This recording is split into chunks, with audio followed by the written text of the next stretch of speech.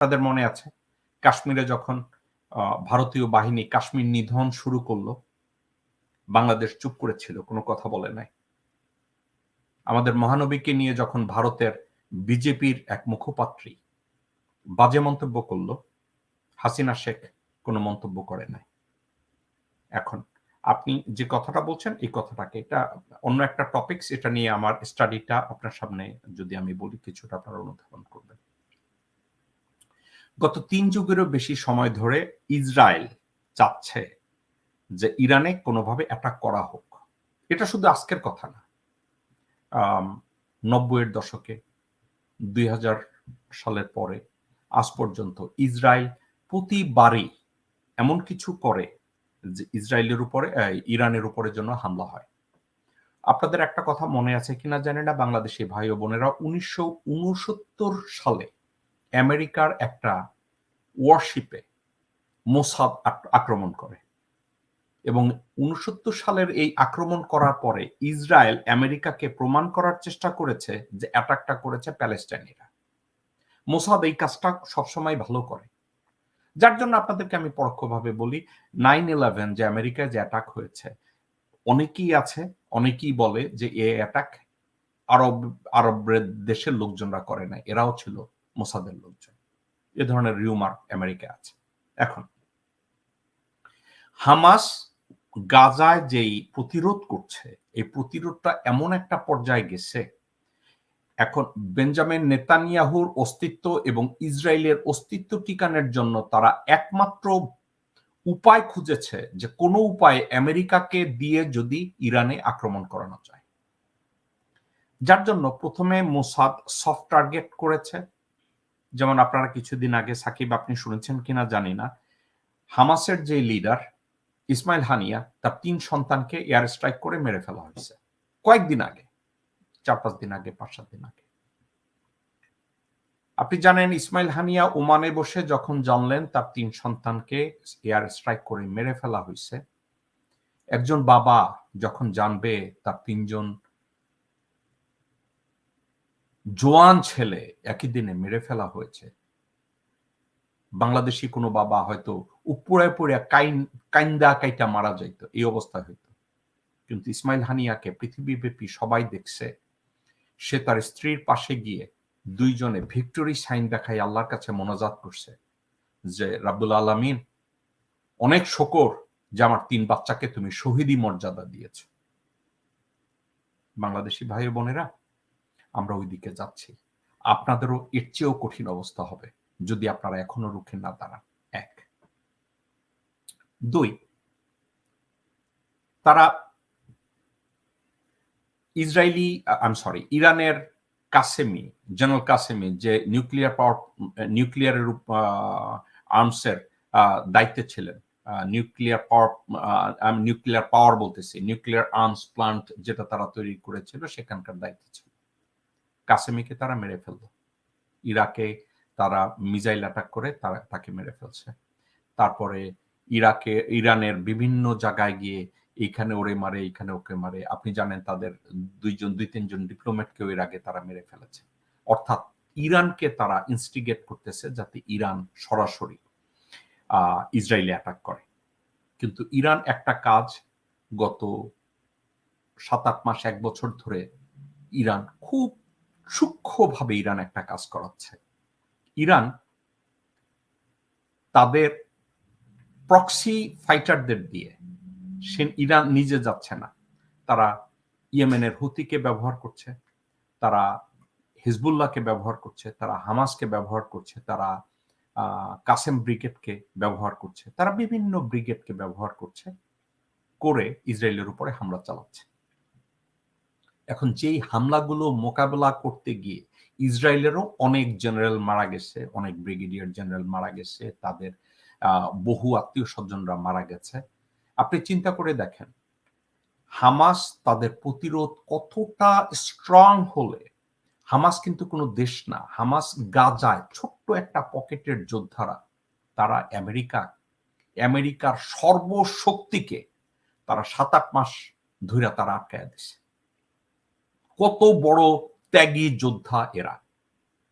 বাংলাদেশি ভাই বোনেরা, আমরা নিজেরা নিজেদেরকে যত বীরের জাতি, যত বন্দুক জাতি, যত সাতুর জাতি বলি,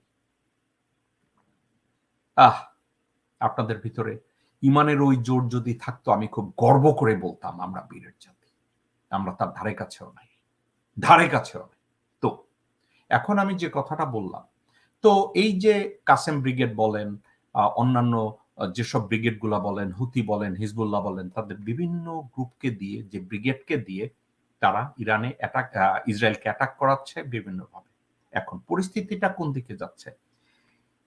গত 70 বছরে এই প্রথম রাশিয়া সরাসরি মুসলমানদের পক্ষে দাঁড়িয়েছে। এটা মুসলমানদের না, এটা Russian foreign policy. Russian foreign পলিসিটা এই মুহূর্তে এই যে শত্রু আমার মিত্র। সাবজেক্টটা কি? রাশিয়া খুব ভালো করে জানে ইউক্রেনে ইসরায়েল এসে আমেরিকাকে সহায়তা করে ওইখানে যুদ্ধ চালাচ্ছে। ইসরায়েল চিন্তা করেছে, ওকে, তোমাদেরকেও আমার বাস দেওয়ার সুযোগ আছে। কোন জায়গায়? এবার আমি মুসলিম জনগোষ্ঠীকে সমর্থন দেব। ইসরায়েল কি করেছে? রাশিয়া কি করেছে? গাজায় ইরানি, ইয়েমেনি, টার্কিশ এদের সবাইকে বলছে, আমি প্রয়োজনে লা ইলাহা ইল্লাল্লাহু মুহাম্মাদুর রাসূলুল্লাহ পুইরা ফলাইয়া মাথায় টুপি দিয়া পুতিন ভাইয়া কইছে আমি আছি তোমাদের। আপনারা জানেন কিনা জানি না, গোলান হাইটসে এখন রাশিয়ান ডিভিশন ওখানে অপেক্ষা করতেছে ইসরায়েলিদের মুখোমুখি। তারা ওখানে দাঁড়ায় না। কেন দাঁড়াইছে জানেন? একটা জিনিস, যেই মুহূর্তে রাশিয়ান সোলজাররা গোলান হাইটসে, এই মুহূর্তে আপনারা জানেন গোলান মালভূমি এই মুহূর্তে ইসরায়েলের দখলে, কিন্তু এটার মালিকানা কিন্তু সিরিয়ার। কাগজে পত্রে জাতিসংঘ চার্টারে গোলান হাইটসের ওনার সিরিয়া। সিরিয়া কাগজে পত্রে ইসরায়েলকে বলছে তোমরা এসে গোলান হাইট অকুপাই করো। তো গোলান হাইটসে রাশিয়া গেছে, ইসরায়েল বলছে হ্যাঁ তোমরা এখানে আসছো কেন? রাশিয়া বলছে গোলান হাইটসে তোমাদেরই তো থাকার কথা না, এটার মালিক সিরিয়া আমাদেরকে আহ্বান জানাইছে, আমরা এখানে আসছি। রাশিয়া এমন ভাবে ডিরেক্টলি তাদের এগেনস্টে দাঁড়াইছে। এখন ইসরায়েল যদি ভুলেও রাশিয়ান সোলজারদের গায়ে হাত দেয়, রাশিয়া স্ট্রাইক করে বসবে। রাশিয়া ওখানে যাওয়ার পরে আয়রন ডোম বসায় দিছে। আয়রন ডোম হলো যদি ইসরায়েল তাদেরকে ব্যালিস্টিক মিসাইল বা অন্য কোনো মিসাইল ছুড়ে, তাহলে কি হবে? রাশিয়ান তৈরি আয়রন ডোম দিয়ে ওগুলো থামায় দেওয়া হবে। আয়রন ডোম তারা যেভাবে বানাইছে। আবার আরো একটা কথা, রাশিয়ান টেকনোলজি ওখানে এমন ভাবে ব্যবহার করতেছে, ইসরায়েল যে আয়রন ডোম বানাইছে ওইটার যে মিসাইল গুলো ইন্টারসেপ্ট করে ওটার ক্ষমতাটাকেও কমায় দিচ্ছে। তো ইসরায়েলের অবস্থা এখন একেবারে লেজে গুবরে অবস্থা। তো এই মুহূর্তে ইরানে যদি একটা অ্যাটাক করাতে পারে, বেঞ্জামিন নেতানিয়াহু ক্ষমতায় থাকবে। বেঞ্জামিন নেতানিয়াহুর অবস্থা আরো খারাপ। বেঞ্জামিন নেতানিয়াহু এই যুদ্ধটা যদি থেমে যায়, নেতানিয়াহুর বিচার হবে, নেতানিয়াহুর বউয়ের বিচার হবে, বাচ্চা কাচ্চাদের বিচার হবে, এই কুত্তার বাচ্চারা দল বাইন্দে হাজতে যাবে। তো তাদের সার্ভাইভালের একটা মাত্র রাস্তা, সেই রাস্তাটা হলো ইরানকে যদি একটা অ্যাটাক করা যায়। এবং আরেকটা কথা, আমি কাগজে পত্রের প্রমাণ নিয়ে আমি কথা বলছি না। আপনি আজকের বলছেন যে ঢাকা এয়ারপোর্টে এদের সাথে কি জন্য ঢাকা এয়ারপোর্টে ইসরায়েলি কার্গো প্লেন আসছে। ইসরায়েলি অফিসিয়ালদের সাথে নেতানিয়াহুর সাথে হাসিনা নিজে মিটিং করেছে, আমেরিকায় বসে মিটিং করেছে, ইন্ডিয়ায় বসে মিটিং করেছে। তো এর জবাব কি দিবেন? এখন আপনারা যদি বলেন হাসিনা মাগি নেতানিয়াহুর সাথে মিটিং করছে, ইসরায়েলের পররাষ্ট্রমন্ত্রীর সাথে মিটিং করছে, সবজনের সাথে মিটিং করছে, হাসিনার দুইটা পরিচয়, সে ভারতীয় নাগরিক। ভারতীয় নাগরিক হিসাবে হাসিনা মাগি, রেহানা মাগি এরা যদি ইসরায়েলের নেতানিয়াহুর সাথে দেখা করে তাতে দোষের কিছু নাই। কিন্তু বাংলাদেশের নাগরিক, বাংলাদেশের প্রধানমন্ত্রী হিসাবে তার কোনো অধিকার নাই তার সাথে বসার। এখন হাসিনা মাগি কেয়ার করে বাংলাদেশের সংবিধান কি বলছে? সাকিব আমাকে প্রশ্ন করছে ভারতীয় ইসরায়েলি বিমান কার্গো প্লেন ঢাকা এয়ারপোর্টে আসছে, এটার জন্য রুহুল কবির রিজভী আর পরওয়ার জামাতের সেক্রেটারি জেনারেল উদ্বেগ প্রকাশ করছে।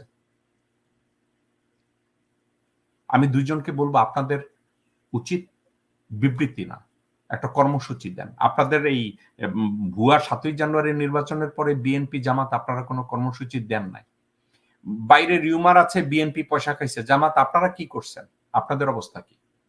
একটু ক্লারিফাই করেন না। আচ্ছা, আর ইরানে হামলার ব্যাপারে আমি একটা সাবজেক্ট জানি। বাংলাদেশি ভাই ও বোনেরা, আমেরিকান পররাষ্ট্রনীতি সম্পর্কে মন্তব্যটাই। এই মুহূর্তে বাইডেন একটা নাজুক অবস্থায় আছে একটা কারণে। আমেরিকান নির্বাচন সামনেই নভেম্বরে।